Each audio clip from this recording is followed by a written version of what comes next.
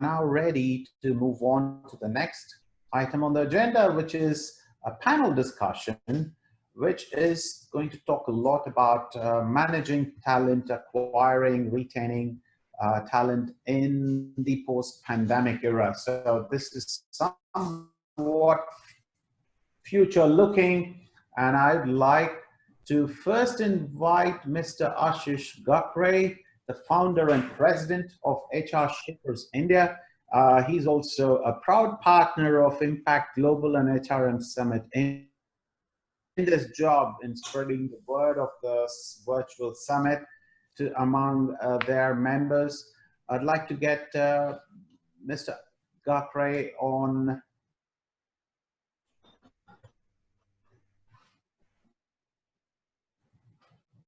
While we wait, I'd like to introduce Mr. Ashish Banka. He's the people leader of Compass Group, and he is the man in charge of HR Sampark, which is again a proud partner of Impact Global, as well as the HRM Summit India 2020. And we welcome Ashish Banka, as well as thank him for his great work, especially leading up to the summit, to be able to spread the word among their members and even among the CHROs at large. We'd like to also welcome Mr. Shiv Kumar, Talent Acquisition of Lowe's India, Dr. Gaurav Book, the CHRO and Group Head HR Admin and CSR in a very well-known FMCG, a brand that we all know, grown up with since I was a child, a brand called Rasna. And welcome to Dr. Gaurav. Welcome also Mr. Satish Rajaratnam, the Senior Vice President HR, Head of Global Strategic Resourcing at Emphasis. Thank you all. Let me have them on the screen, please. There you go. Excellent. Let me hand this over to Mr. Ashish Gakre, the man that most of us know as the shaper of HR in India. He's going to be our moderator here, ably assisted by a fantastic panel. As I introduced, Mr. Ashish Banka, Shiv Kumar, Satish, and Dr. Gaurav. Welcome to you all. Let me hand this over to Ashish Gakre, please. Thank you, Sridhar. You can hear me? Very well. Yeah, thank you so much. So first of all, let me give a big round of applause to you, Helen, and entire team of Impact Global. Though we are on the second day, but I'm getting very good response, and a lot of people are there close to me and all of us. So good show, and with your help. Yeah, and it's still 3 days more left. So we are going to be there till Friday evening. Great. So yes, topic is, so organizer has given very good topic, which is end to end. It cover actually when somebody is there in the organization, or we are getting them in the organization, and then get the guys there in the organization, then what to do in terms of taking care of the talent. Okay, we are using the talent word, which is talent sourcing, how to source, then how to manage actually. In today's world, in terms of COVID, more important is how to actually manage the talent, because sourcing, nowadays, as we know, there are the different situations. So we already source the candidates, source people already there with us. Okay. Yeah. Actually, if you don't mind, I would like to request you to focus on more on what you think is happening now and what you think and the panel thinks is likely to happen in the future, because we're all living in a world that is so uncertain. Nobody knows what's going to happen.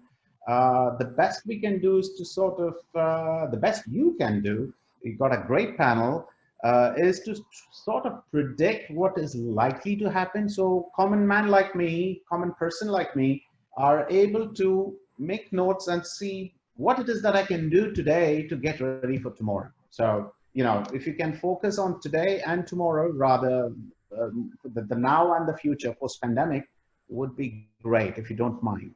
Yeah, thank you. So you already set up a tone, Sridhar. So all the panelists, we have a very tough job, okay? And yes, we are going to predict the future to some extent, I would say, and we are also going to be part of it, because it's nothing like we should not be prepared. All of us need to be prepared. So what's happening in terms of the way companies recruiting today and the way they are going to recruit in future. That's one of the section we can touch upon. The second is the way we need to get talent inside the organization. Today we are doing in a different way, and there are many companies who are struggling, and some of the companies they have got very good success, how to manage a virtual, because everything is going to be virtual. We are going to into gig economy, then we are going to be more of virtual work from home, and then a lot of things will be digitalization and everything and all. Besides that, okay, if someone is working virtually, then how to take care of hygiene factor, mental health, wellness. So there are a lot of things, many spoken, because every day we are finding many webinar. So guys, nothing new to us. Yeah. So okay, let me set up the tone here, and how we are going to proceed for next 40 minutes. So we have four panelists. What we have decided that each one will talk about the subject in 3 minutes, and then we'll have question answer from my side, and then we'll open for a Q&A for last 10-15 minutes.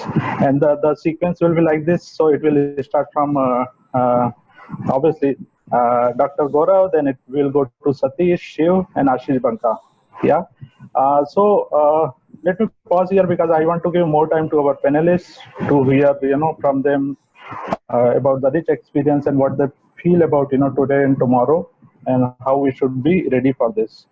So yes, Sridhar already introduced, but let me just share some of the thing about Dr. Gaurav. With 20 years of experience, he is the PhD, MBA, and he worked with many companies. So the recent one is one of the top leading FMCG brand, which is Ratna, and then he was part of the GSCL, then MDFPPL and Suzlon, and SRIL. He started his career with. So, Dr. Gaurav, we'd like to know, we'd like to know from you. You are a doctor, obviously, so you will have a lot of things to share. Like to understand, from the talent sourcing, talent management, engagement, and everything. Yeah. So over to you, doctor. I got a wonderful opportunity to interact within the month with Ashish. We were, he was my moderator in another webinar. It's my privilege, Ashish, and thank you so much. Everyone and my entire panelists. See, being into FMCG, I would like to focus here two major things. See, every coin have a two side, right? So pandemic or a COVID, one side they are helping organization having easily available a resource within the stipulated cost. See, today what happened is, for example, last to last month, our head of modern trade has left. Okay, so we were on a search of head of modern trade who handles the entire for their things. We get a wonderful response immediately. When we asked, they said, yeah, we are readily available, because the modern trade itself is hurt very badly because COVID. Every modern trade retail outlet is shut off. Under the government policy, has to be like all malls and all. So almost all peoples were waiting for new opportunity to come, because most of the organization has shut down their modern trade division. I'm sorry, Dr. Gaurav, could you welcome, first of all? You are not very audible. Could you speak up a little if you don't mind? Just hold on.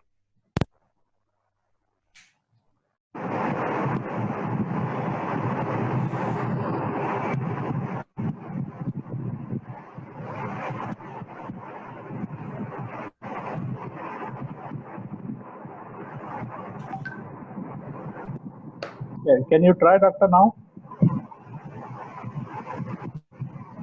You are on mute. Yeah.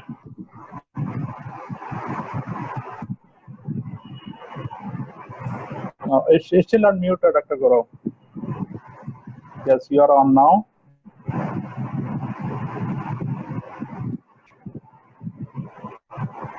No, we can't hear you.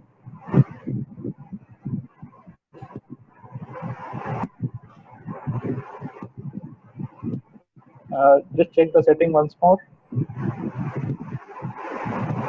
No, there is audio problem. I'm sorry, but even earlier it was very faint and some of the attendees started telling us they can't hear.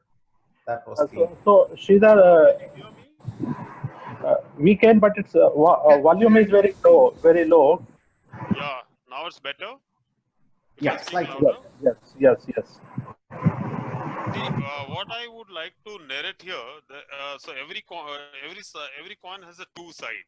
Okay, so getting a resource availability in the market become very easy these days, right?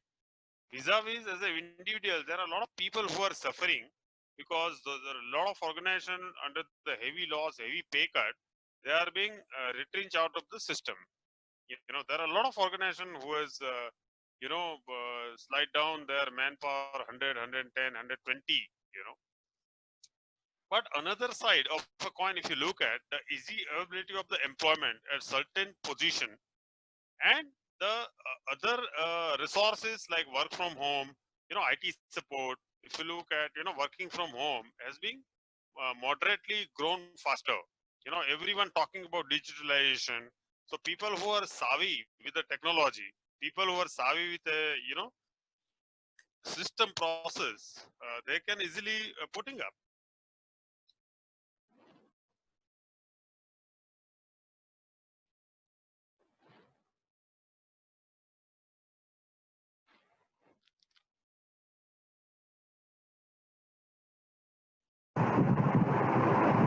Yeah, Ashish. Yeah, carry on. Yes, we can hear you now.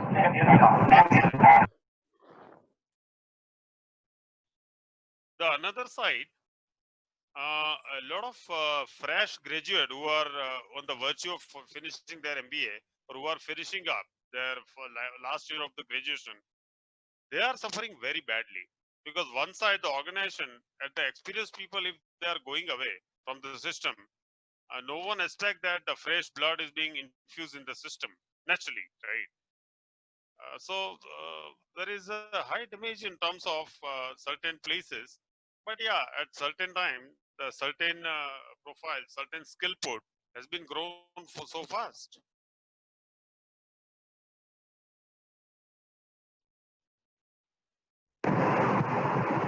We lost you, Dr. Gaurav. I In say, between, yeah. I say there are a lot of profile which has been grown so fast, who is more savvy with the technology, who are MIS controller, who can operate from the home. Such profile has been grown. But the fresher level, the MBAs who are on the urge to finish their MBA or the last year graduation, they are suffering very badly because no one institution are ready to give the internship and all, because when the experienced people are getting out of the system, no one expect their organization hire a new blood, new talent.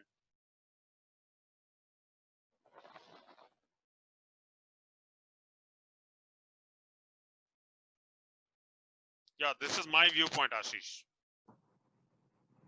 Okay, thanks, Dr. Gaurav. That was great openings. I will come back to you. There are question lineup from my side as well as, obviously in the end we'll take it from audience. Okay, let me move to the another gentleman. Yes, I'm interacting with him first time. Dear Satish Raja Ratnam. Hey Satish, so welcome all the way from Chennai or Bangalore. Which location you are from? Yeah, Ashish from Chennai. Yeah, from Chennai. Great. So yeah, like Sridhar gave the introduction. Satish is from Emphasis, and he's from actually the core field of talent acquisition. So Satish, perhaps you can touch upon the entire journey of the talent as well. But yes, we like you to start with some sort of how the future is going to be look like as far as talent acquisition, sourcing is concerned, followed by the management and development part. Sure.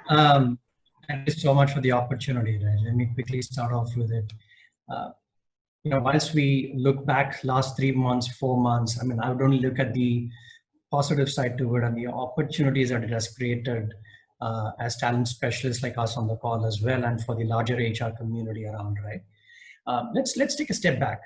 Now let's look at situation in 2025, or let's take a situation of 2030 where we are. I'm going to give a broader, wider macro perspective. Right? If you look at the disruption that are happening, in fact, it's already started hitting us hard. Long gone. Last year we were talking about what is gig and so on. It's already hit us. We spoke about mobility and work culture and so on. It's already hit us by now. But having said that, 2020 is talent, and how has the pandemic showed us to pilot certain interventions, to pilot certain processes and automation and so on and so forth, which would quickly take us to 2025, 2030 ways of looking at talent a little differently, right? Having said this, 50% of what we're doing today, right? Research suggests that 50% of what we're doing today is automation.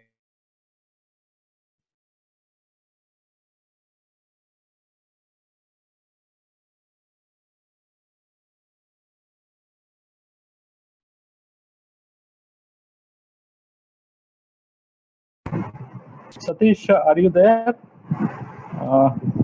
Can somebody raise the hand in case we are not able to hear him? Yeah, Satish, I think we lost Satish. If you are able to hear us, we lost him in between. Sorry for technical trouble. Let's see, he's rejoining, I believe.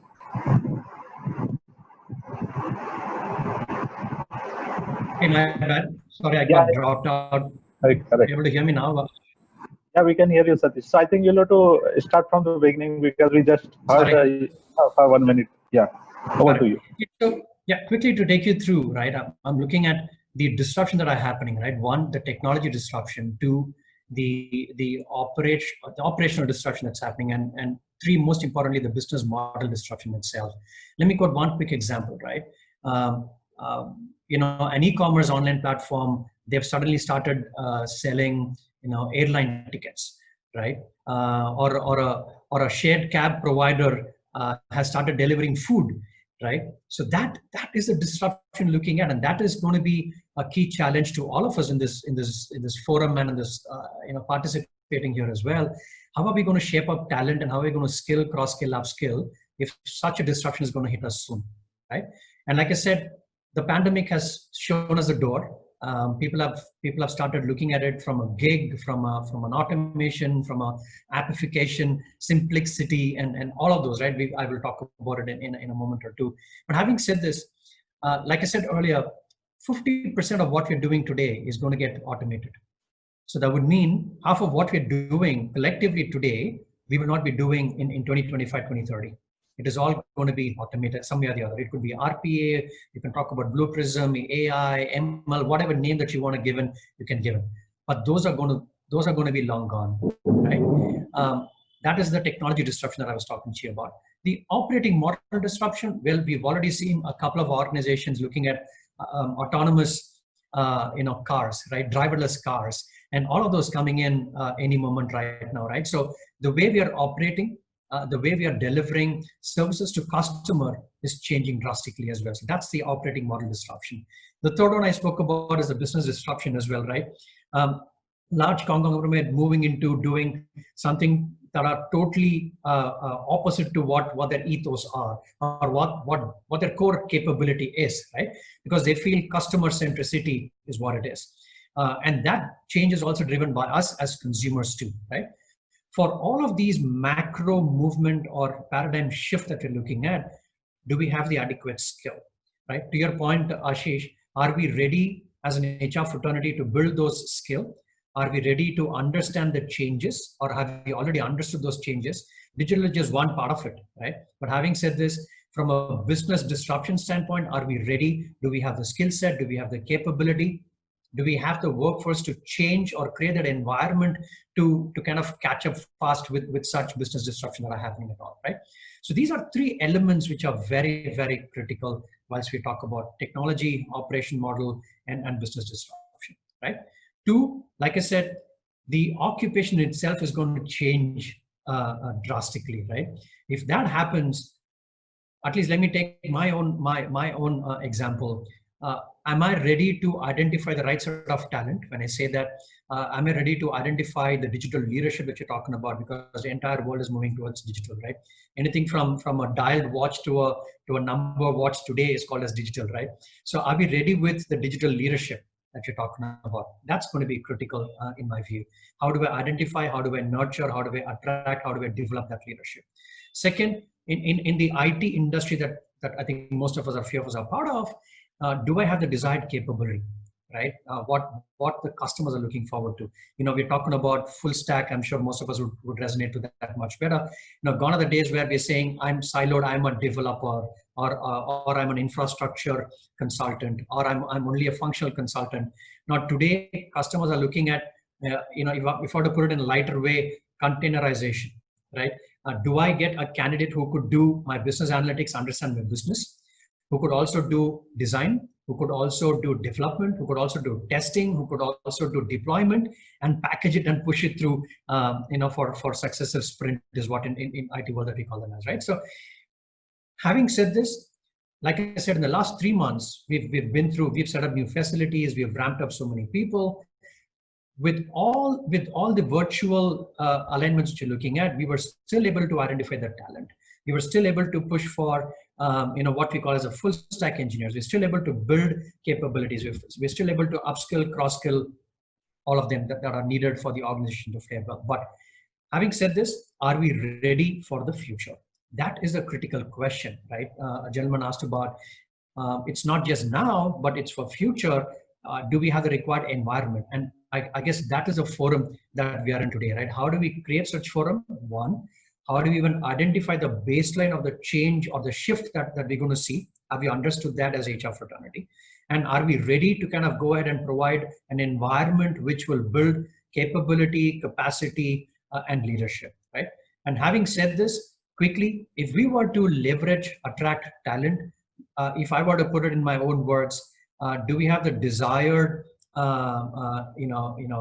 knowledge and repository to create creativity, curiosity, and collaboration? If we try to build these three, and that is what you're looking at, capacity and innovation, and what in IT world we call as agile work environment as well. So I think those are few things that we need to take away. Look at little much ahead. Look at 2025. Look at 2030. How the shift is going to happen. Do we have the required baseline? Do we have the required capacity? Do we have the required capability? Do we have the required leadership? Is something that we need to kind of harp on and see how we can build them as soon as possible, so that there is not much of disruption that we are going to get impacted with. Yeah, I will pause right now, Ashish. Yeah, thank you, Satish. So Satish beautifully touched upon, I think he just touched upon the entire ecosystem of the organization, as well as, touching on the soft point also. Yes, so like career change, earlier there was some report which was saying somebody will change their career 10 times in a 15 years. Now it's going to be maybe 20 or 25 years. You may start with something, you may end up with something, which started happening yeah. And then every company, Satish, like you said, every company is going to be technology company. Forget whether you are in manufacturing or not. You are going to focus on digitalization. That's the first priority in the organization. Like more than 50 to 60% job which are not there, going to be there now. What we are saying earlier, it was like 5 to 10 years, but now it will be greater in just 2 to 3 years actually. Reskilling, upskilling, we are already saying more than 50 to 60% people needed to do that. Yes, so I will pause here, Satish, be there. There are some question line up for you. So let's move to the, Shiv Kumar. So Shiv Kumar, okay, so guys, that was Satish, 20 year of experience, working with SVP HR, with emphasis, with the background of, Cognizant, SCL, Siemens, Sutherland. So rich experience of, end-to-end HR. So I move to here now. Shiv Kumar. Shiv Kumar is, with the expertise of talent acquisition, HR, business partner, and human capital consulting. So he also has a very rich background of, worked in a company like Wells Fargo, Wipro Technology, Genpact, and all. And we like to hear from Shiv also, because, Shiv is basically, the talent acquisition guy. At least, I can see as of now. Okay, though he worked in a HRBP, which is also very catching up area, and today we know all the HRBP what they are doing to reskill and upskill. Satish, Shiva, over to you now. Thank you, Ashish. Ashish, if you could confirm if you're able to hear me loud and clear. I can hear you. Yeah. Awesome. Awesome. So, after Satish, he set the benchmark very high, but I'll try to meet that. So, so what I want to start off is by saying that, not all sectors have been impacted owing to the pandemic. I mean, there are a lot of sectors, which still are doing very well, and a company like ours still continues to recruit more than ever. So whether it's e-commerce, or even if I were to speak of edtech companies or gaming companies, some of the pharma, and even a few SaaS-based organizations have flourished owing to this particular pandemic. So it's not all doom and gloom. I think we need to celebrate the fact that there are a few companies that are still hiring. So I think that's the good news, and I want to start with that optimism. Having said that, I also want to lay emphasis on a very, very important point. And one of the panelists did mention that there is a lot of supply in the market from a talent perspective. That's true. That's true. But what we need to also remember is this is the time where what we do now and how we make the talent field will define how we will be remembered in the decades to come. And that is something that we need to remember over and over again, because they're not going to remember you for all the perks. They're not going to remember you for the benefit, but it's about how you make them feel. And that is what I'm going to be focusing on in the next few minutes that's been allocated to me. Now, delving in further, I just want to start with a few numbers. I want to just put the numbers out there. In one of the surveys that I was reading, 50% of the respondents cited that reassuring candidates is one of the most important challenges in navigating through this disruptive world. And I have personally seen that as well. Just somewhere around, I would say, February or March, when the whole information about the pandemic came up, we started seeing a lot of declines as well. And this particular aspect became more and more important to us as an organization. And I completely am able to resonate with what that survey says. The other interesting statistic that I read was 67% of respondents said that they will quit their jobs if their workplace becomes less flexible.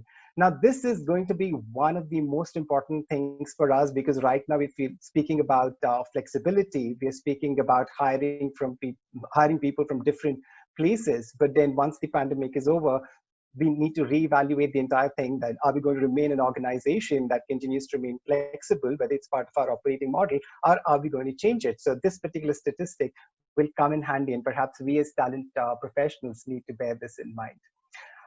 There are a few things that I would like to lay emphasis on. First and foremost, candidates are very, very fearful than ever before to change their roles. Yes, there are a lot of people who have been laid off. Yes, there are a lot of people, a lot of applications which are coming our way, so on and so forth. But then the talent that we are wanting to hire is still the core of many businesses, and they're not letting go of those people who continue to remain the core. Perhaps they're letting go of people to get immediate results and to save cash, but they're not letting go of people who will make a longer term impact on their business. So candidates are fearful. There are going to be challenges in terms of hiring those people as well. Hence, it becomes more important for talent acquisition professionals like us to be more empathetic if you want to attract that kind of talent into your organization. And that, from that perspective, listening will become one of the most important things for us as talent acquisition professionals. So that is going to be, point number one for me. Point number two will be, yes, we can invest a whole host of money into employer branding. We could do a lot in that particular area, but then that may or may not work in the current scheme of things. The reason why I say that is me going back to point number one. It is about how you're making them feel. That is going to be the precursor to anything that you do. And hence, that reputation that you will be building will go a long way. The next thing would be in terms of transparency. In my personal experience over the last few months, speaking with leadership candidates and candidates at all levels, one of the things that they really want to know is, how is your organization doing? Will you revoke my offers? I mean, does it still, will it still remain good? Like, let's say, 3 months through my notice period, so on and so forth. I think what they are looking for right now is transparency. So transparency is the reigning supreme to keep employees and the candidates engaged and to attract new talent from the market. So that's going to be one of the most important things now, and as soon as the pandemic is over, at whatever point in time. The other thing that I constantly think about is the candidate journey. What was good earlier, that's the pre-pandemic era, does not really hold good right now from a candidate journey point of view. So we as an organization are also reevaluating what the candidate journey needs to look like and are making course corrections as we go. So that's going to be another important thing for organizations to look for. Having said that, I'd like to conclude with one most important thing, and that is if you're hiring, as an organization, today companies need to constantly educate the talent market that they're still hiring. I think that's the most important thing, because the most important, I would not call it important, I would say the misconception in the market is that companies are not hiring. And that is the challenge. Today, a lot of companies are hiring, and it becomes our responsibility to go out there and ensure that we have that outreach to communicate that all is not all doom and gloom, and there are opportunities available in the market. So that is what I would like to conclude with. Over to you, Ashish. Thank you, Shiva. And I like the last statement, what you said, you need to tell, and you need to, be in the market to tell, okay, you are there, hiring or retaining, giving, like you touch upon, many companies still, like doing hiring as well as, they are giving promotion, increment and all this. So, and obviously they need to come forward, and it's kind of employer branding actually, if I sum up, the employer branding has to be there even in crisis situation also. Yeah. Great, Shiva. Good point you touch upon. So here we move to young, energetic HR leader, Mr. Ashish Banka. He's a good friend of mine. And yes, Ashish, thanks to HR Sampak who supported this event. I can take the liberty to thank you on the behalf of Impact Global. Good. So here is the Ashish Banka, young leader with 12 years of experience, I would say. And he is right now with Compass Group leading the people function of North region. And he has a good and rich experience of previous many organizations. So one of them is Reliance Jio as a HRBP. Then he worked with, Mericus, NutriScience, then Qatar Airways and Voltos. He got so many awards. I can't mention all of them, Ashish. And yes, as I said, HR Sampak is doing very good job. So Ashish has a rich experience of talent acquisition, performance management, employee engagement. Whenever I interact with Ashish, he's always there on the call, talking to some candidate or maybe talking to employee guys. Okay, we are doing XYZ. We are going to retain you. Okay, Ashish, I'm going to pause my you. resume, Ashish, at least. Thank you. Namaste, everybody, and thank you, AG, for this generous introduction. I thank Impact Global, Mr. Sridhar, and Ms. Helen for this wonderful organization and setting up, the positive feedback. And Sampark Group is really proud to be a partner of this. While I was, listening to all the esteemed speakers, I realized that we all represent one of the core industries. Doctor represent FMCG, whereas Mr. Satish and Mr. Shiv represent IT. I represent hospitality. So while Mr. Shiv was saying, a good part of that, I was also resonating, what's travel, tourism and hospitality has taken a setback. I will try to, they have already set a benchmark, they have given a platform. I'll try to cover a holistic view of all the organizations we are into. What we have, understood, and what I have understood personally, that COVID, we have three cases, like responding to COVID or pandemic or anything which comes in every century or 10 years. Respond, recover, and thrive. So that's how I, want to say. Some organizations of us or others who are part of the viewers might be recovering, might be responding, know what to do. Some people have seen a spikes in COVID. Some organizations might be recovering. Some will be, after recovering, they move to the thrive. So what I could make out that Mr. Shiv is in the bracket of thrive, where he's talking about post-COVID, what organizations are making good out of it. But all of us have to agree that we have five R's which we have designed in our organization and which I've helped and which we are working towards is reflect, recommit, re-engage, rethink, and reboot. All of the organizations, everybody will fall in this platform and they need to come out of this. This is a broader platform of talent acquisition and talent management. Reflect, recommit, re-engage, rethink, and reboot. So all of us might be at different channels, different stages. For me, as a young HR leader, and while AG mentioned, I am interacting with a lot of leadership candidates and all for the organization, or we have to certain talk about that we are discussing, but we have a lot of other external stakeholders if we want to make a change. This is a very exciting time to be. Earlier in first month, I used to feel, what will happen in our industry employees, we give sympathy, empathy. Now it has gone. I am very excited. It feels like a scientist. Everybody should ask in the panel or in the people who are listening to this should feel like a scientist. Experimental, never seen, never heard. Whatever you do can become history and your name will be written in the history of books. So are we ready? So certain two things which I will like, to discuss more upon. One is that a change, which Mr. Shekhar talked about tomorrow. Two tomorrows is one. We have talked about, gig economy where people work here and there. But when we work, in different organizations under retainership, you always have statutory compliances, PF, PSIC, gratuity, and people don't allow, no company will allow 2 PF books. Of India come back and given that, you can work in this. So when we are talking of tomorrow, there are a lot of dependencies which we need to cater. And the second aspect is sharing of resource. Today, if I have a resource and I feel, Mr. Shiv can share that resource for 4 hours, can we share that resource? When we talk about tomorrow, when this is the appropriate time where we can go back and discuss these unseen, unheard, and unprecedented things which I'm talking. People might feel, this is not possible. COVID was never possible. We never thought 4 months we would be locked down in a place. So when we know something is not possible, itself I am possible says I am possible.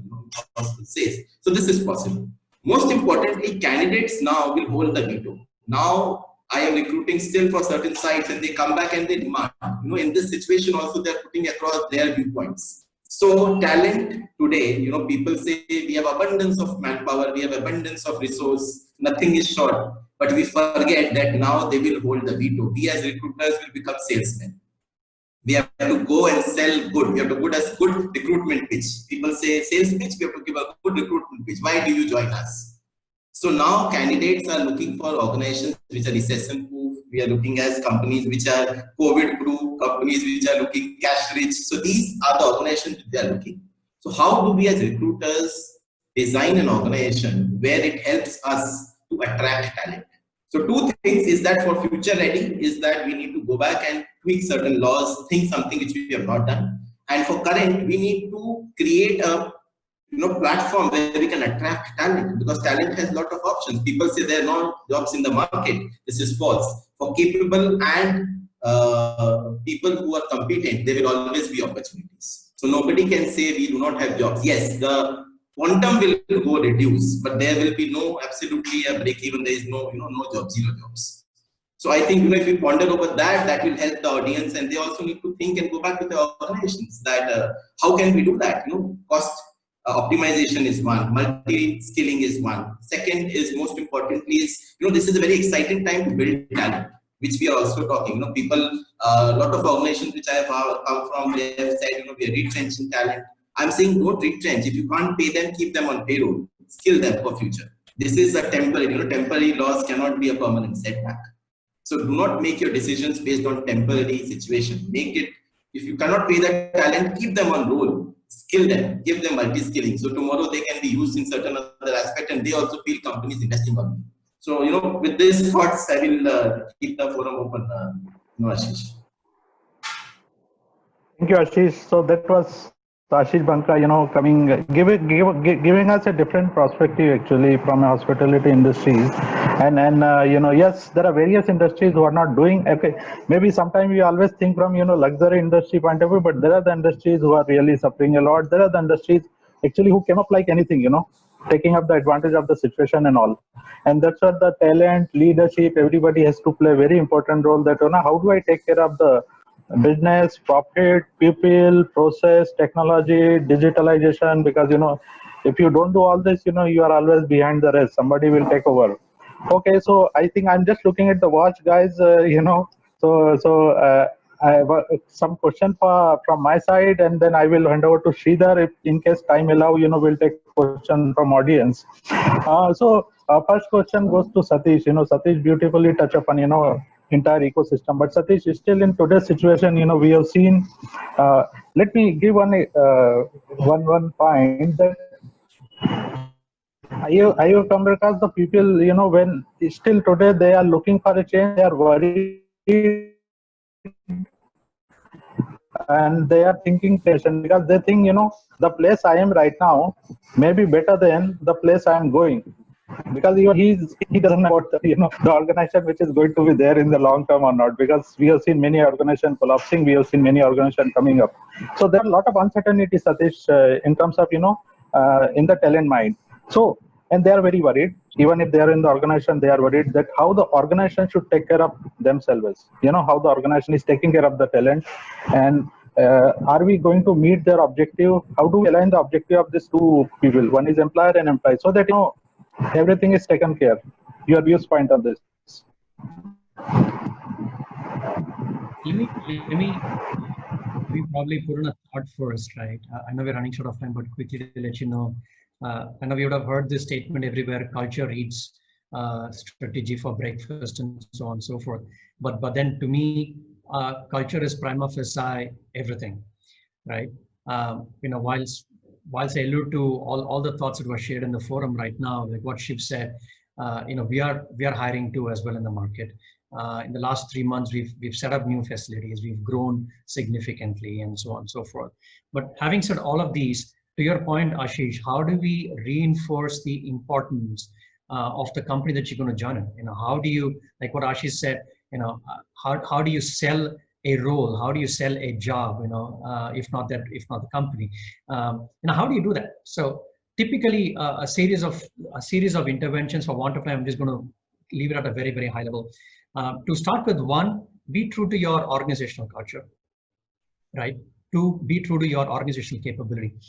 If for example, the backdrop that you see in my view is about how do you bring the T back in IT. So that is what we are going behind, right? We applied Next. So we work on next technology, next digital platforms, and so on and so forth. And I'll be really cynical. There are platforms that are coming in. Gone are the days where Java, .NET are there, but then now it's Go, Golang, Camunda.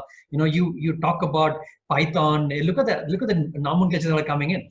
But that's on the lighter side. But having said that, we are pure play digital next gen players, right? For me to attract and give that comfort to my to be potential candidates or incumbents, what we do that is we reach out to them proactively. We have this active pool, we have the passive pool as well, and I'm sure she would be able to allude to it, right? People who are in search outside are active, and people who are not, but still the talent that we want to kind of look at are the passive pool that we are. So we go through multiple channels, but we stay true to our testimony, right? We do a lot of community-based approach.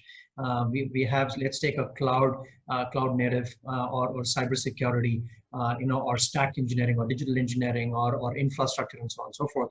We go with the community-based hiring. I mean, that helps us a lot, right? One, it's going to let the potential candidate know, hey, these guys walk the talk. I mean, they are there doing this, and I think that is what they're also advertising for a job as well. So that will create the mindset of, yes, this is the company that we need to look up to, right? How do we move from just hiring for a role to saying hiring for a career? Now, in fact, the nomenclature that we have within our team is we're not calling ourselves recruiters anymore. We're saying a talent advisor or career advisors. When you say that, the nomenclature itself has changed. I'm not just by the English, but we're saying, you know what, we're not here to just recruit. I think in the previous conversation we heard a resource. I think we should move out of the concept of resource and say we are here to onboard a talent that we can nourish, that we can build, that we can provide a career for. And how do you reassure that is something, Ashish, to your point, happens over multiple stages, right? Right from what we call as the passive candidate search, passive community engagement, and then make them active, and then attract them, then onboard them, provide them a career, provide them performance enhancement, like what Ashish said, engage them differently, groom them or upskill, cross-skill them of their skill interests, right? And what is also needed for the organization and the customer. That is very, very critical.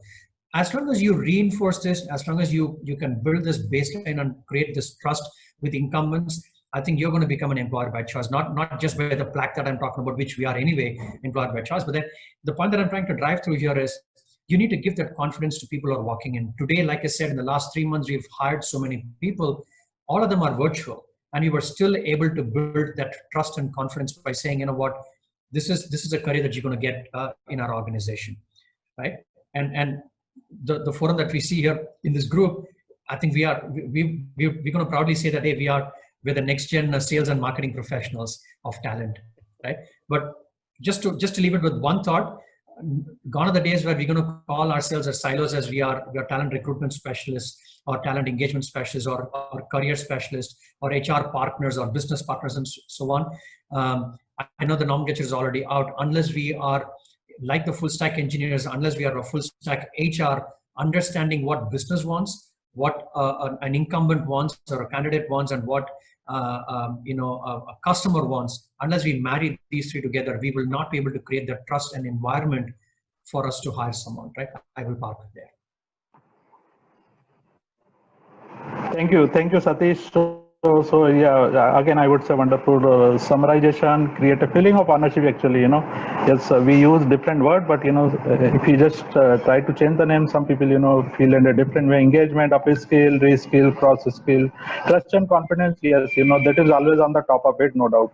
I come to Dr. Gaurav now.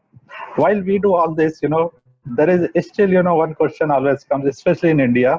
Outside, many companies do not look into, okay, how do I measure the productivity, especially post COVID or perhaps in the COVID, because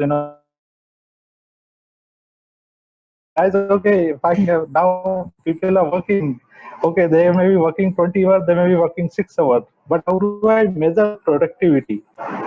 Any views on this? Would you like to try? Here, Ashish and my panel, with the due regards, I would like to put 2 points which is very important.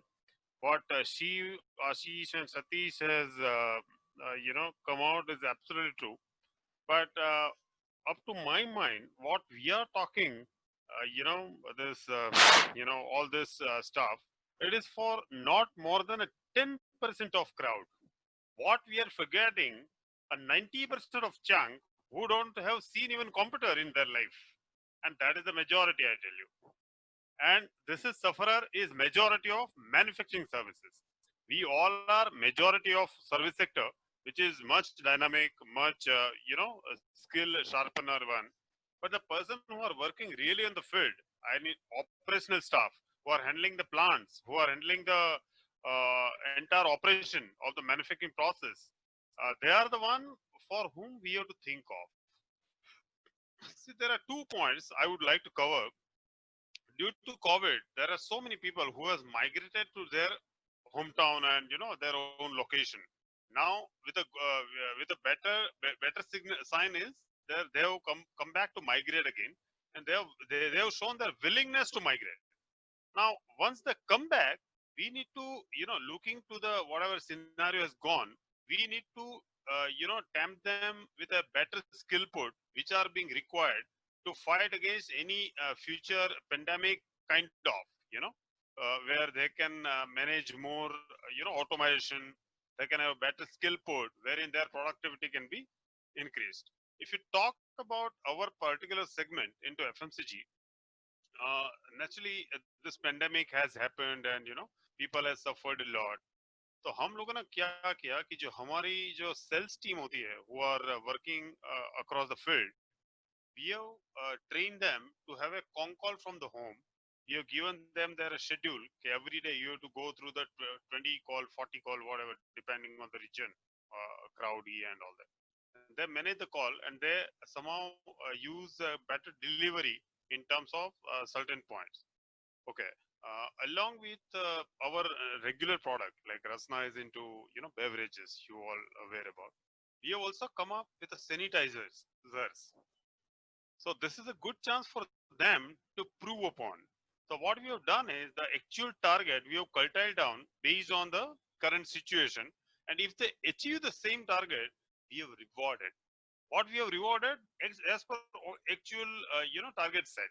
So one side they are getting lesser target, but what we have been rewarded them is at par what was actually built up. So those things are being admired and which motivate them, you know, okay, okay, fine.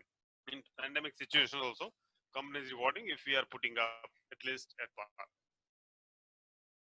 So this 2 point, Ashish, I always, you know, like to focus on, please. Yeah, thanks, doctor.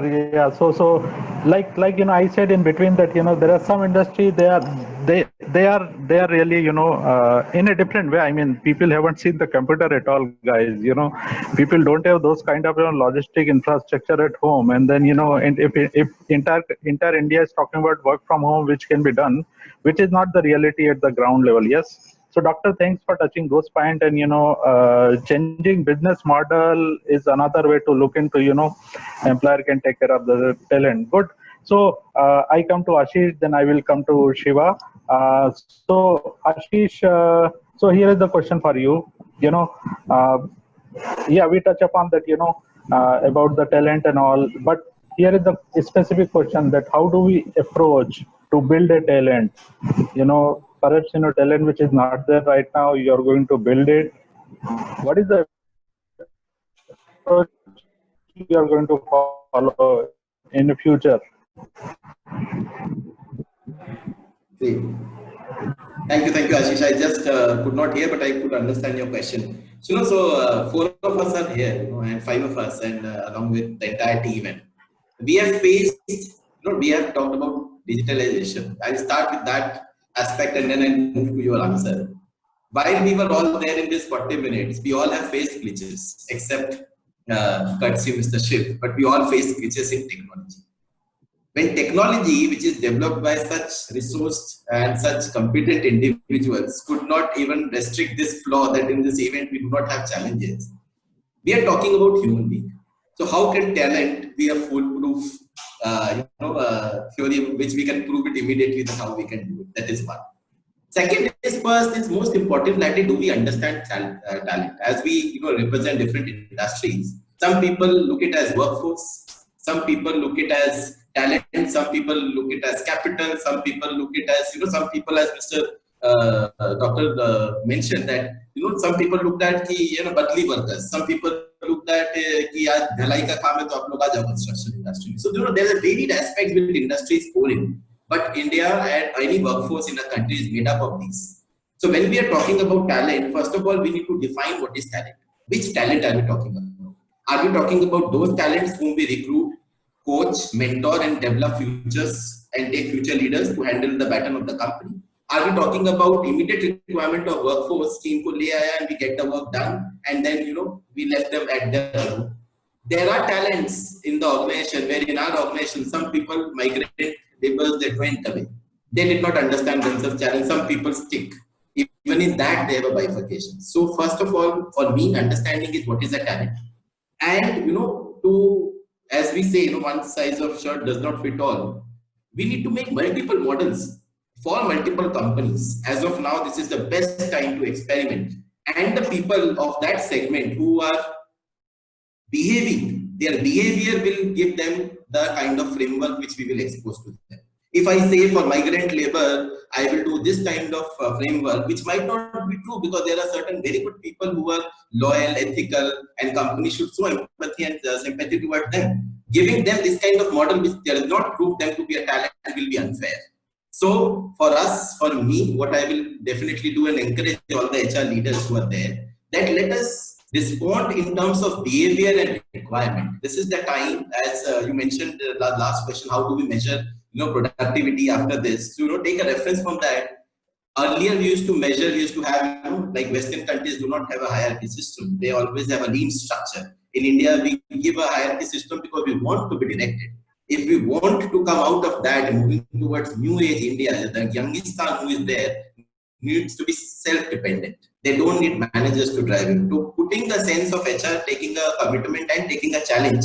Three things which I will do. One, build a culture of self-resilient and self-performance. I don't need to be directed. Second, multiple framework models of the behavior of the workforce which is there, which will enable them, whether they choose, they will become a talent or they will just become a resource for the organization. And third, importantly, infuse a culture in everybody that we accept these kind of different models. acceptability is very there. Otherwise, people who do not accept, your model will not be successful. Ashish. Thank you, Ashish. So yes, resilience we always keep hearing in every conference and session. So I think that has to be there in the top of the leadership agenda. Okay, with the trust, confidence, and culture, regular communication. I move to the last, Sridhar. Yes, we are just on the last question that goes to Shiva, the TA leader. So Shiva, here's the question, because many TA leaders, they might be facing different challenges. So question to you, that what are your views on the challenges the TA team will face when normalcy restore? I mean, when we are coming back. I don't think so we'll be coming back very soon, but whenever we come back, how the scene is going to be there. What's your views on this, especially related to TA? Sure. Thanks, Ashish, for that question. So, I'm going to speak, more in general, and just these are just my views. First and foremost, organizations which have not been hiring all of a sudden start hiring later will experience a huge gap from a talent demand perspective. I'd put it that way, and this will put a lot of pressure on the TA advisors or recruiters from a time to fill perspective, because there's going to be a significant business impact if you do not have these resources in place. So that's going to be one biggest challenge for the TA organization as soon as we reach normalcy at some point in time. The second thing would be, yes, there is surplus talent in the market at this point in time, but there is that section of this particular talent pool which will sign up for any job which may remotely be close to the skills that they possess. So it's going to be an avalanche, I would say, of profiles which will come their way, and it'll be a big task for the recruiters to go through them and pick up profiles which are most relevant. So perhaps technology intervention will be required, never like never before over here. Then that's going to be the second thing that comes to mind. The third thing perhaps would be companies are learning quite a bit during this time, and one of the most important things is learning to do more with less, and rightly so. Hence, I believe that they maybe need to relook at our temp staffing model. Maybe gig workers will be more important than ever before, and companies will also start looking at folks with multiple skills in one person, and that is also going to be a challenge, because the companies will want XYZ in one person, because they will still be starved for cash. So from that perspective, that's going to be another big challenge. The other thing, and I think, Doctor was referring to it from a migrant worker perspective, but if I were to look at it more from a technology talent point of view, there are a lot of folks who have gone back to their hometowns. So the question that comes up right now is that if I am from Bangalore, I'm working in Bangalore right now, but I'm, let's say, from Delhi, and I have gone to Delhi and I'm working there. After like 12 to 18 months, will I still have the interest to come back to Bangalore? Will I find a job in Delhi and stay there? So that's going to be another big challenge, because the numbers would go completely haywire, because you think as a talent person that your requirements are full, but honestly not, because your person actually may not even be coming back. So I think that's going to be another important thing for us to start looking at as talent folks. So these are a couple of things that come to my mind at this point in time. Over to you, Ashish. Thank you, Shiva. So I think it's one is to build entire ecosystem and the support that wherever talent is there, so that TA guys can reach out, and then the another challenge is like Satish, Dr. Gaurav from management point of view. Okay, guys, I'm getting you on board. Okay, here is something for you. Don't worry, wherever you are there, you can start working on this. Okay, so thanks each panelist, Dr. Gaurav, Satish, Ashish Banka, Shiv. I can summarize, in a simple way that, guys, it's time to reskill, upskill entire workforce. Trust has to be coming from the leadership. Communicate, over communicate. Digitalization is going to be there. It's already happening. We can't ignore. Adaptability, agile workforce, give model, and the mental health is another thing, which we need to take care from individual as well as the other point of view. So over to Sridhar. In case we have time, let's take the question. Otherwise, Yes, in fact, there are lots of questions I would like to really if you don't mind, I ask your extra 5-10 minutes to be able to answer, because ultimately their questions, the audience questions, are important to me. I'm sure it's important to you as well. I first of all like Satish's background a lot, and I like what Shiv said about doing more with less. I think most CFOs and CEOs would love to hear you talk more on that subject. But moving on, there is a question from Gayatri who says, if we are moving at a rapid rate towards AI and digital, how do we stay relevant as a professional, considering the rules which exist today may not in the future? Also, does this mean we will have more downsizing? How do we do that and still maintain a positive environment, because it creates uncertainty? I mean, it's 3-4 questions in one. So I think maybe Satish is the IT guy here. So I don't know, anyone could take it, please. Sure, I'd be more than happy to take it, Sridhar. Thanks. So you wanted to put the T back in IT, so there it is. Absolutely, absolutely. Hey, you know, for Gayatri and for others as well, and I'm sure, you know, I spoke about 50% of what we're doing is automatable, and you know, that there is going to be the wave of AI, ML, you know, the robots that you're talking about, all of these are going to kick in. But having said this, right, one trend that we've been seeing, any technology transformation, or thus far whatever that we've seen, the shift that's happened, there are only 2 to 3 industries that have gotten impacted, right? One is the agricultural industry, where the occupation have changed significantly, right? Research suggests about 50-55% of what they were doing 5 years back has now changed significantly. Maybe they're using plowing, using any new mechanisms of, you know, automated water systems and so on and so forth. Gone are the days where you use pump and all of those stuff, right? I'm just giving some hypothetical example. So agriculture industry is one. The second is manufacturing industry by about 30% or so on and so forth. Mining about 1.3, 13% thereabout. That's changed, right?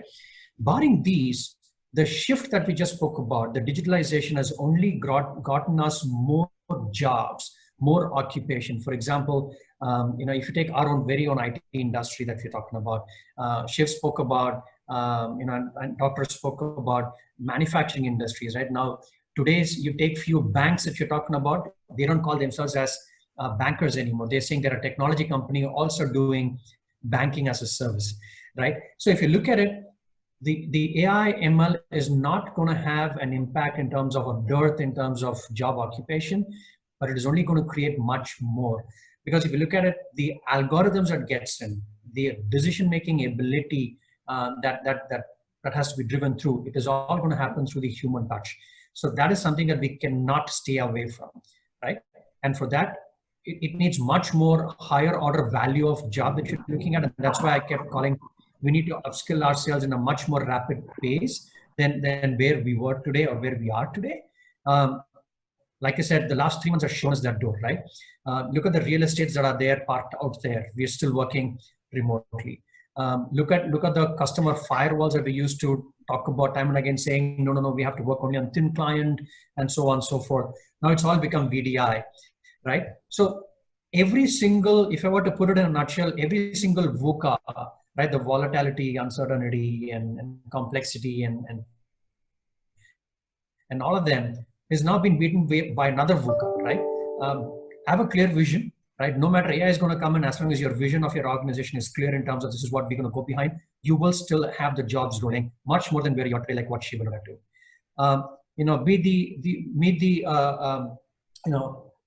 You with the uniformity, right? Have clear communication, communicate like what Ashish said.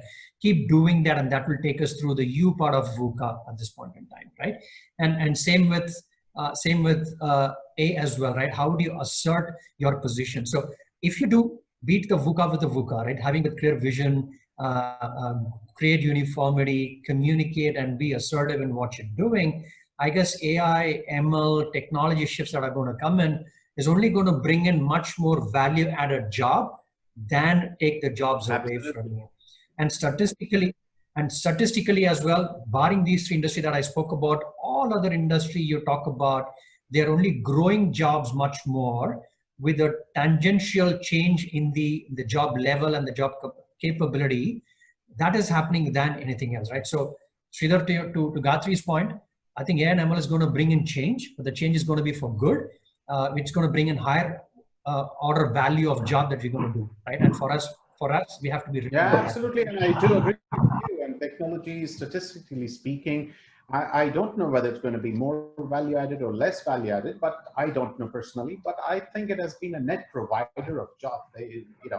Robot have taken it away, and we've seen it in the past that technology is added to your job. Sridhar, if I can add, the world before COVID said, it will create actually more than 100% of the job because of all the digitalization, which include AI and ML. Now, COVID has pushed more digitalization. So I think this is going to more than 200% because everything what we are doing is virtual. And the office and other things, everything is virtually. Can you be part of it? If you can't beat the rest, please join them. Upgrade yourself. And then just be a part of it or create the jobs in technology. If we are talking about AI, robots and all, who are making all those? There are some people, right? Either join them or you create one. Right. Actually, on a lighter side, sorry, which is just another 5 seconds. On a lighter side, I know we're gonna kill on Ashish's portfolio of hospitality. Think about it. If we were to do the same HR forum in a banquets hall, in having about 500, 600, 1,000 people walking in, with job provided for the food staff, the waiters, and all of them, right? But we've kind of squeezed in. But yes, look at the technology depth. There are so many of them logging in. Look at the bandwidth. Look at the communication. All of them are going to get added on, right? Absolutely, absolutely right. I mean, there is one question about from Falak Jahan from Saudi Arabia. There is a question about how to build trust with the candidates who we want them to join in the current pandemic, because like national borders are closed, there are no flights. How do we create that trust? Anyone can answer. It's a two-way. Sometimes I feel. Yes. It's not, see, this days, it's not matter only that employer trust on employee. It is equally, possible and happening that employee has to put a trust on organization as well, because sometimes these days this contrary is happening. Organization put a trust and, offer or whatever. And after joining or, they immediately quit and we put a lot of expenditure across. So it's like two-way. So I would say there should be a platform wherein the warmness, the trueness, the ethical standard between employer and employee to be maintained well, so that there should not be a harm. For example, why we are talking about Tatas? Somebody said Tata Group, somebody's getting offered. They feel relaxed. Okay, fine. As far as employer-employee relationship is concerned, it's the most trustworthy. So the kind of atmosphere, the kind of culture what they have built up, it's a long way process. It's not a one way or one-sided. So it's like a long way and two-sided process, I would say. Sridhar, I think Shiv is the right. I'll just say a small point in between is that just to resonate what Dr. Gaurav was saying. Yes, please. I believe we lost him. Is there? Yeah. Frozen. Yeah. We lost him. While I'm videos on Sundays in a part of series. Hello. Yeah, go ahead, Ashish. Yeah. So, am I audible, please? Yeah. So the first important thing, just to what Dr. Gaurav said, is that I've read a book which Vineet Nair wrote very long back. EFCS, Employee First, Customer Second. Correct. First, to answer the question of the participant is that first,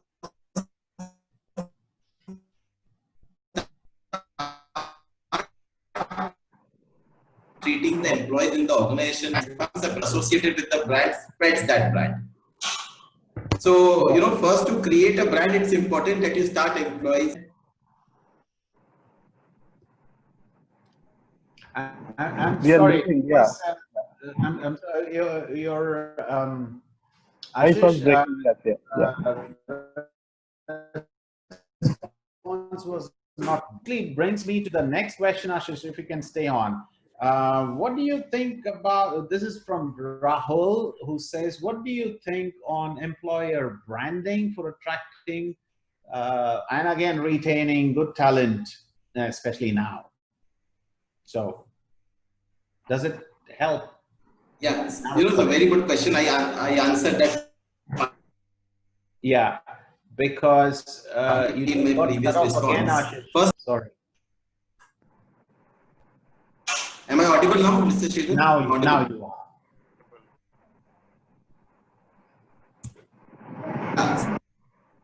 So, Sorry. first of all, let us focus.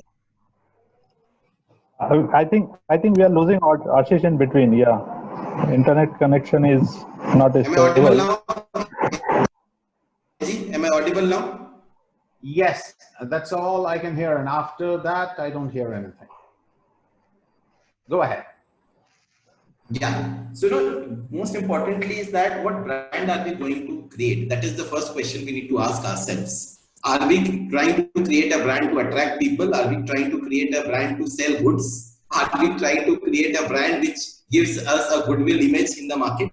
So first important is what brand are we going to create, what we are going to target. That is one. Second is that if we are talking about people brand to attract talent, and specifically, I will resonate the same words which Mr. Shiv said. Is first important is that are we the employees who are in the system? First, we need to treat them with respect, dignity, and growth. If the existing employees in the system are doing, you don't have to spend a penny on doing that. These employees will go out and do that absolutely wonders for you. So, sorry.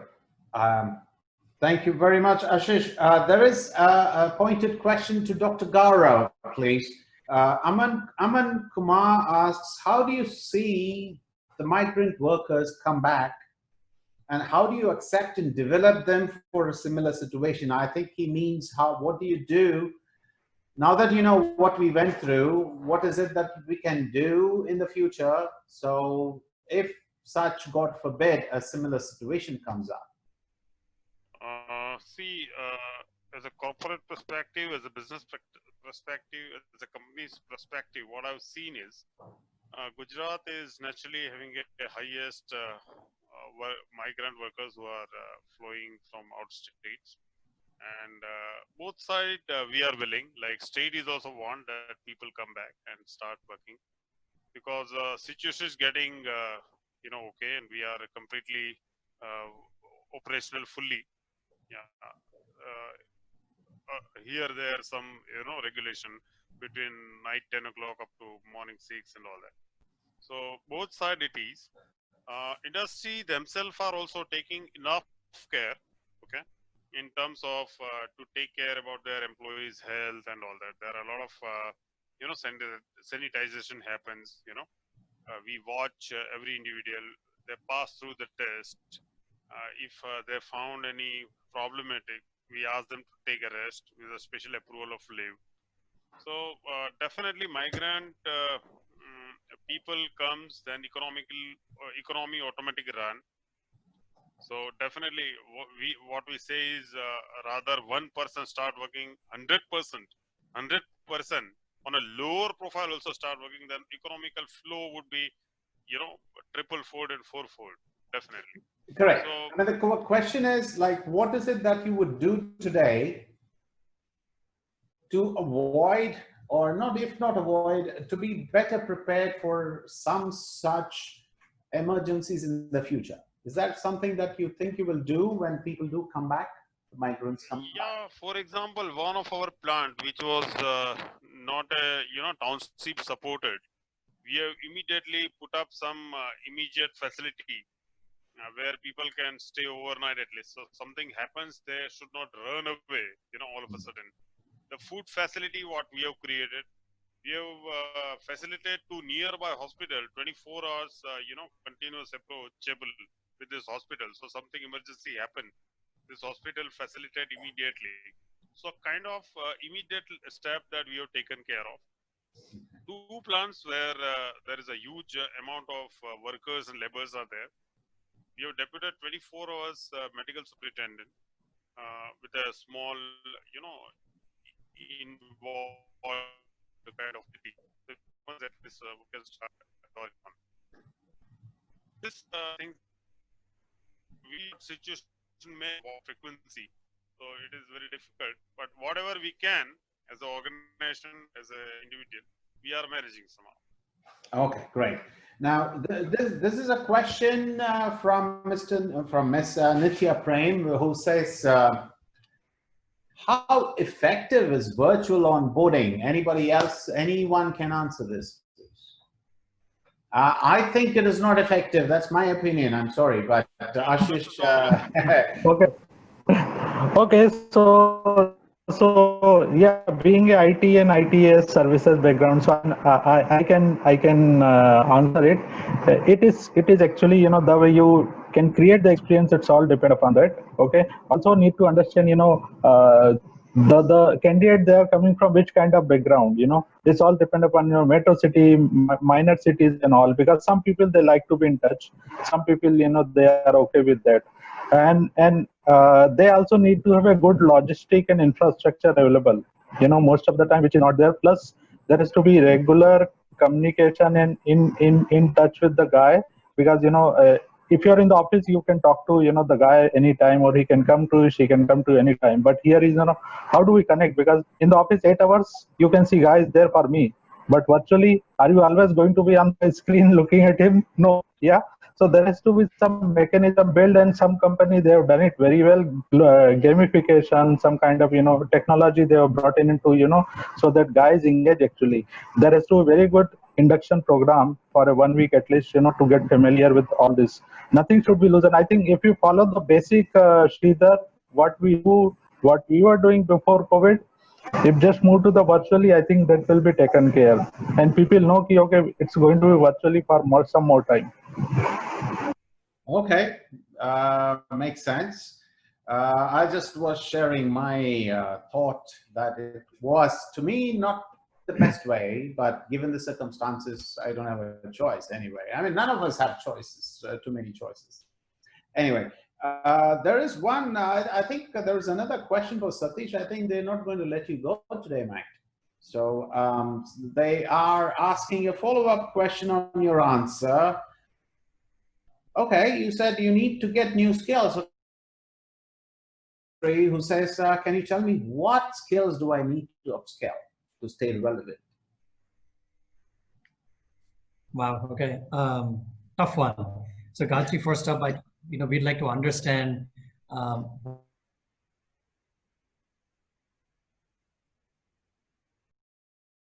try and get her CV across to you. I'm just joking. I wouldn't mind hiring Sridhar immediately with the needs that we have. No, but jokes apart. When I say that, I say that with an intent, right? Nobody can say, you know what, digital is the next skill, so get yourself certified on digital, right? And you go there and get certified and go stand there. Like I said in my earlier discussion, today it's Java full stack, and tomorrow it's Golang, day after it's Kubernetes, and day after tomorrow it could be something on Python, and then Camunda, and every fortnight, every month you get to see newer skills hitting in the industry. And right? That's because the IT guys, Gakray and the gang, they are, they can't just keep still. They have to come up with something new. It's like Microsoft Windows version, right? Every 1 year, every 2 years, something new. So I don't even know these terms that Satish is rattling up. So I'm becoming irrelevant, I guess. So carry on, Satish. Sorry. Right. So,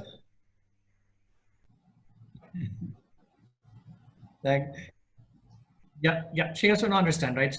So the response. Let's pick the organizational context. If you're an organization, you guys able to hear me? Yeah. Yeah.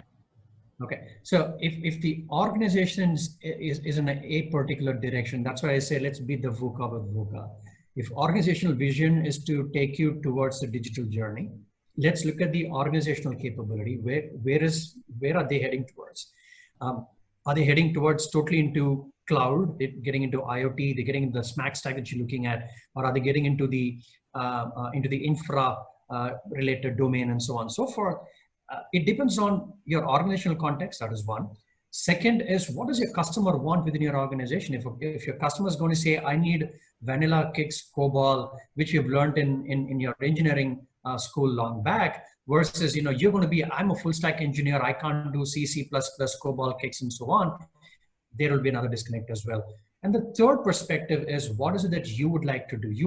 Do you want to become a cybersecurity architect? Would you want to become an enterprise architect? Would you want to become a solution architect? Or would you want to become a program manager? Or, so there are three dots to be connected. And the intersection of that is what I would suggest, Gayatri, that you should focus on in terms of your upskilling, right? One, your organizational direction. Two, your customer direction within the organization, saying, this is the technology that I'm grooming on, so I want employees in this organization to grow on this specific area. And third, your personal aspiration as well. So put all the three, as a buy and see what is the interjecting point, right? And to that point, keep that as a baseline and say, here is where I am in proficiency level A, B, C, wherever that it is, or say a learner, practitioner, expert, or a guru, whatever, however you want to call it as. And how do you move from there on? You want to get into next-gen technologies. You want to move into next-gen analytics, because that's the in thing that's happening today. All of them are talking about big data and analytics and so on and so forth. People are also talking about cloud programming and so on. So it depends on your personal interests, your organizational space and investment, and your customer expectation. And that, if you marry these three, right, it's a three-way marriage that you need to make. And then the marriage is much stronger and longer to you, rather than picking up someone suggested, I need to do Python today. You go read Python, you're an expert in Python. Tomorrow, someone will come back and say, why haven't you done Kubernetes, right? And then by the time you catch up with Kubernetes, and someone is going to come back and say, why haven't you done Camunda? And you go read that. So you're going to go all over places, right? Stick on to limited, take step by step, say these 2 years, I'm going to invest my time on this specific skill and I need to grow that, because that's where my interest lies. Stick on to that. Then look at the market. If the market is drifting towards something else, start to catch up on that aspect as well. So that's my simple solution and a long answer to your short question. Absolutely. Thank you so very much, Satish. Sorry, there are more questions coming in. If you guys can hold on, Ashish, you don't mind. Is that okay? So how does performance appraisals, evaluations are carried out during this lockdown? Or are they being done at all? This is the management side of it. Yeah, it is absolutely measured on the basis of whatever target somebody has achieved, right? As I said, we have curtailed down the target, what was actual, depending on the pandemic situation in that particular state. So every state differently, we have KRA, okay? So if they are achieving that KRA, they are the achievers, or their performance appraisal is taken care accordingly. Oh, so there is no deviation. It's still the same process, the same way. If somebody is working out of 100 target, the new target has been set of 50. So 100 out of 90 if they is achieving, and 50 out of 45 they are achieving, it is one and the same. So we are not saying that 90 out of, other than 90 they are achieving 45. What they have achieved 45 is what they are expected to be. Okay. There is Srikant who has asked what organizations do for new talent. Basically, he's talking about acquiring new talent or new workforce in the cusp of digitalization. I think what he means is that organizations, I'm just guessing what he means because it's not very clear. What organizations do to acquire new talent in the cusp of digitalization? What does it do? We have started hiring online portal managers these days. Okay. Yeah. Okay. So modern trade being curtailed down, and online portal managers. So our product is launched on Amazon, Flipkart, and Big Basket, and all those online portals. So we want a variety of expert people on the board of that particular digital platform. Okay. Anybody else? Yeah, so Sridhar, anybody who carry the digital mindset, the technology mindset, not necessarily you should be, perfect in technology, but somebody who can, plug and play, somebody who can, join the dot and, say, okay, this is how we should, go ahead in the market and launch it. And because everything today is online, everything is online. The guy sitting in, one country can see only online. There is no option. You can't travel here and there, one city to another. So somebody we need team of the people who should complement each other. Yeah, somebody should be good in thinking, somebody good in technology, system, platform, then somebody who can run it. So that's how. And I think by default, all of us actually technology driven. You Somebody just even need to, said it. yeah, I think yeah. people who that product as well. So Yeah, how you do the messaging online is more important. How you do the messaging online is more important. yeah, you're a big believer in communication. I see that. Great, great to know that, and I believe in that as well.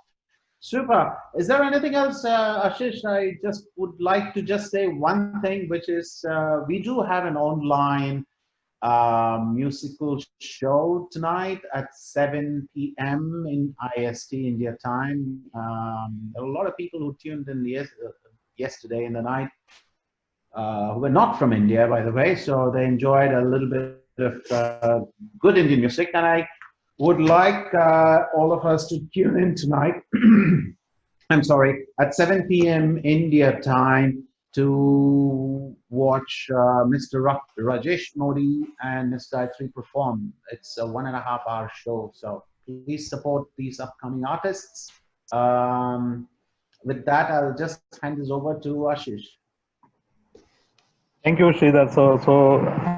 Okay, I was not expecting this. I thought Sridhar will end up, but yes.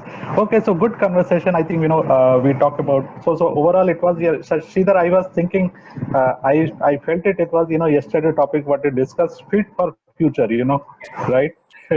Yeah, so talent is available, guys. How do we make them ready for future? Most of the thing we need to take it ahead in terms of digitalization, upskill, reskill, and then take care of the gig workforce. How do we change our system, process, technology, mindset of the people, take care of the individual as well? Employer has to think more from the community point of view. And I think this is the very golden time for HR to build something which is not there, or perhaps enhance or improvise. One of the example I like to give and then end up over there. HR was always looking for how do I get into employee family, right? We keep saying, okay, guys, family. We were not knowing before COVID. Today we know because on the screen you can see there is a kid, there is a family. So yeah, today you don't talk to perhaps employee. I have seen most of the time on the call. You say, okay, how is your family? You know by them actually. So today you are actually building a connection that's happening now. Maybe because of the COVID or because of the digitalization, I don't know whom to give the credit. I will pause here, get the best utilization of the digitalization. We don't have any option. In a 30 second, if anybody like to give a closing remark, feel free to do that. I think Shiva was raising. Okay, so anybody would like to give a closing remark? We can end up the session then.